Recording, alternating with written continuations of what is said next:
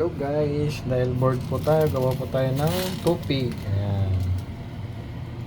First time lang po tayong gumawa ng tupig guys. Ayan o. Sa induction na lang po tayo nagluto. Ayan guys, so. Sa mababang apoy lang dapat mga 3. Para hindi siya masunog. Diba guys? So. Hindi ko kasi kayo magbalot na inano na natin yung daon ng saging mainit, tapos 2 kutsarang mix. Ayan.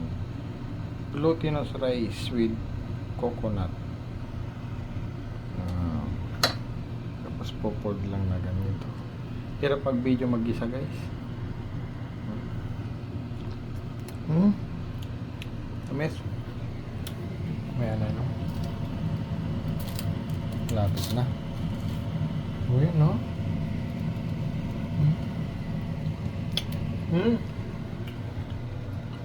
Hindi siya ganong matamis. Guys.